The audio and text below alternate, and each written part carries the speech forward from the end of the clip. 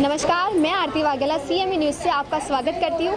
मैं आई हूँ नाला सोपारा के GD हाई स्कूल में, जहाँ पर चल रहा है एग्जीबिशन और मैं आपको दिखाऊंगी बहुत सारे प्रोजेक्ट जो यहाँ के बच्चों ने बनाए हैं। तो चलिए चलते हैं अंदर और स्कूल की प्रिंसिपल मैम और टीचर से इस प्रोजेक्ट के बारे में जानते हैं कि उनका ये एग्जीबिशन का थीम क्या है। चलिए, ये है स्कूल की प्रिंसिपल मैडम।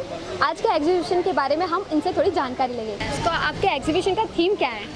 हमारा गांव है, विलेज है। हम लोग विलेज ऑक्यूपेशंस, फार्मिंग या फार्मर्स, इनके ऊपर हम लोग ने थीम रखी है।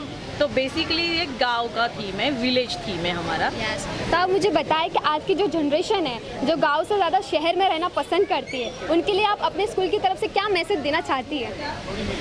तो गांव से हमेशा हमें जुड़ा रहना चाहिए। खेती मस्ट है कि अगर वो नहीं करेंगे तो यहाँ पे हमें अनाज महंगा मिलने वाला है, तो वो भी उतना ही ज़रूरी है। और वहाँ पे भी ऑक्यूपेशंस है, मतलब पैसे कमाने के साधन हैं। अगर हमें पेशेंस हो तो हम अच्छे से कर सकते हैं, ऑर्गेनिक खेती कर सकते हैं, जिससे हमें एक केमिकल फ्री मिलेगा फूड, और जो बहुत अच्छा रहेगा शरीर के लिए। तो मतलब या अगर गांव भी ना जाए तो आप अपने टेरेस पे भी कर सकते हैं। ये भी हमने हमारे प्रोजेक्ट में दिखाया है कि गार्डन अगर छोटा होगा तो उसमें भी आप कर सकते हो। तो जो है कि बाबा हमेशा कुछ ना कुछ ग्रीन रहे, या उगाए या कुछ अपने घर पे उगाए और उसका आनंद ले। तो एक ऑर्गेनिक खेती करना चाहिए। जो अभी सब केमिकल मिल रहा है खेती में या सब फूड में, तो कुछ घर पे थोड़ा ट्राई करे छोटा, कि बाबा ये उगा ले, कोई छोटे से गार्डन में उगा ले, अपने टेरेस पे उगा लो। हेलो सर, मुझे पहले आपका नाम बताइए। मेरा नाम है पंकज दुबे। यस, और मुझे अपने प्रोजेक्ट के बारे में बताया थोड़ा। देखिए, ये हमने दिसंबर 25 को चालू किया था। एक्चुअली हम लोग ना साइंस एग्जीबिशन जब आया तो हम लोग को पता था कि जो हमारे स्कूल में साइंस एग्जीबिशन होने वाला है, तो गांव का मेला होने वाला है। तो हमने सोचा कि जब थीम पूरा विलेज है तो उसके अंदर हम सोचे पहले कि छोटा सा मंदिर बनाने के लिए, लेकिन उसमें माहौल ऐसा था कि राम मंदिर राम मंदिर राम मंदिर। तो हमारे दिमाग में आया कि क्यों ना राम मंदिर बनाते हैं। तो 25 दिसंबर को हमने ऐसा काम चालू किया था।